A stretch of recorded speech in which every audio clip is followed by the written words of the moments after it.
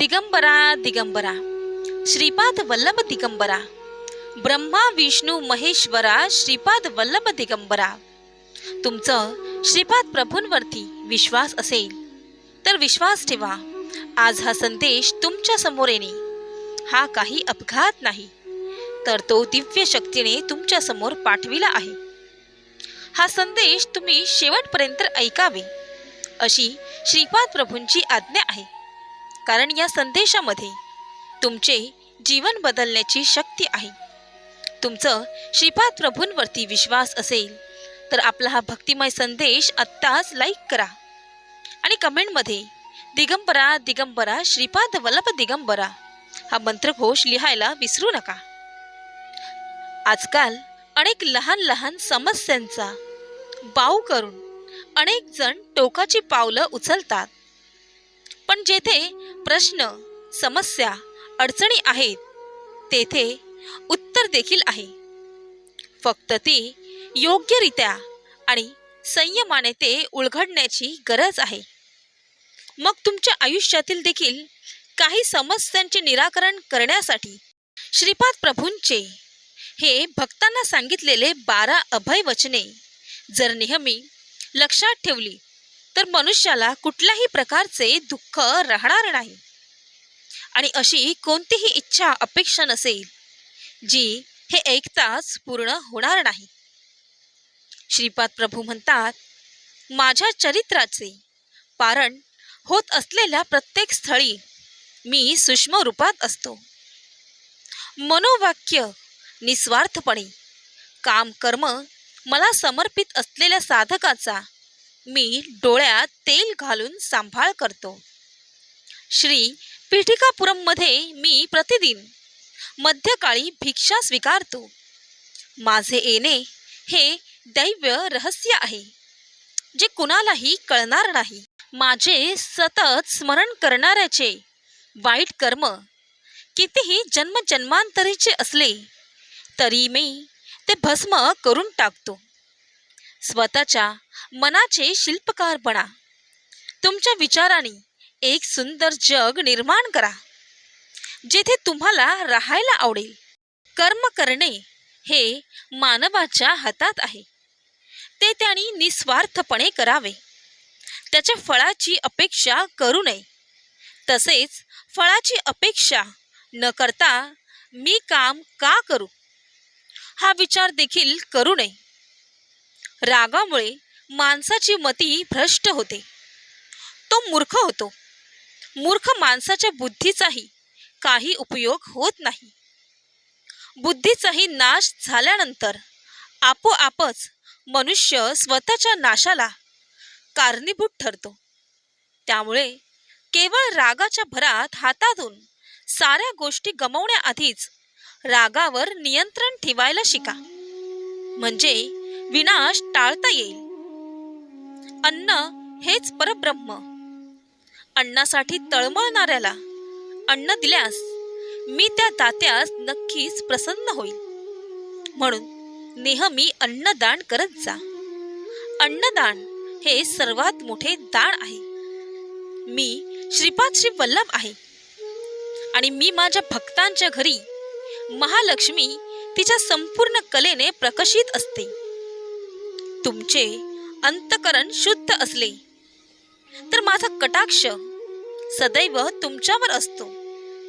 मी सदैव तुमच्यावर लक्ष ठेवून असतो। जर तुमचे कर्म चांगले असतील तर मी नेहमी तुमच्या प्रत्येक कर्मात सोबत राहीन आणि तुम्हाला प्रत्येक तुमच्या कार्यामध्ये यश मिळवून देईन। तुम्ही फक्त कुणाचे वाईट करू नका, तुमचे वाईट कधीही होणार नाही। जे तुमच्या आयुष्यात घडेल ते फक्त मी तुमच्या चांगल्यासाठीच घडून आणेन। धीर सोडू नका। श्रीपाद प्रभू म्हणतात, तुमचं माझ्या म्हणण्यावरती विश्वास असेल तर आत्ताच आपला हा भक्तिमय संदेश तुमच्या प्रियजनांना शेअर करा, कारण तुमच्या एका शेअरने कुणीतरी भक्ती मार्गाला लागेल, चांगल्या मार्गाला लागेल, कुणीतरी संकटातून मुक्त होईल आणि तुम्ही न कळत पुण्याचे भागीदार व्हाल। म्हणून नक्कीच शेअर करा. तुम्ही ज्या देवता स्वरूपाची आराधना कराल, ज्या सद्गुरूची उपासना कराल, ती मलाच प्राप्त होईल. तुम्ही केलेली प्रार्थना मलाच पोचते. श्रीपाद प्रभू म्हणतात, माझा अनुग्रह, आशीर्वाद तुम्ही आराधलेल्या देवताच्या द्वारे, तुमच्या सद्गुरूद्वारे तुम्हाला प्राप्त होईल. श्रीपाद श्री वल्लभ म्हणजे केवळ नामरूपच नाही, सकळ देवता स्वरूप समस्त शक्तीचे अंश मिळून माझे विराट स्वरूप अनुष्ठानाद्वारे तुम्हाला समजू शकेल. श्रीपाद श्री वल्लभ हा माझा संपूर्ण योग अवतार आहे. जे महायोगी, महासिद्ध पुरुष माझे नित्य ध्यान करतात, ते माझेच अंश आहेत.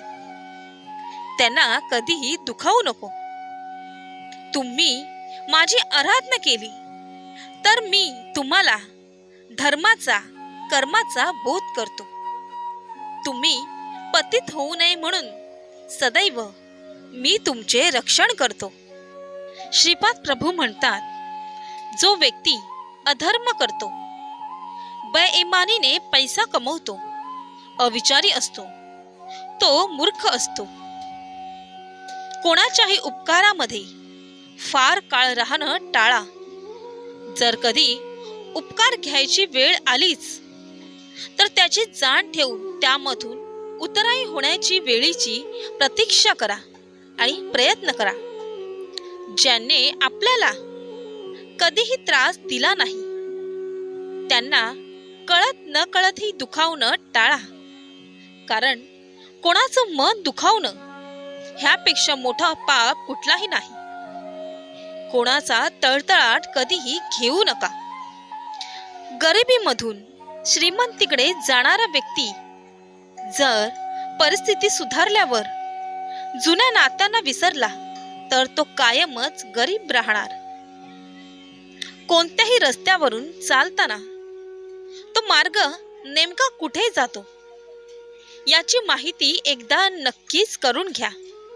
एक लक्षात ठेवा, जेव्हा जन्म जन्मांतरीचे पुण्य फळाला येतात तेव्हाच असे श्रीपाद प्रभूंचे संदेश तुमच्या समोर येतात. लोकांमध्ये वावरताना वादविवाद, निष्कारण, निष्फळ अशी चर्चा करणे सोडून दे. लोकांशी आनंद देणारा सुसंवाद आनंदाने करत राहा. जगामध्ये असा सुसंवादच शोक, क्रोध या दुःखदायक भयांचा नाश करतो. वाद विवाद संपवणारा सुसंवादच सर्वांसाठी हितकारक असतो.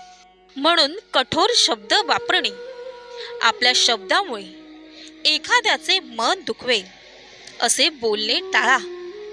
हा संदेश शेवटपर्यंत ऐकल्याबद्दल धन्यवाद.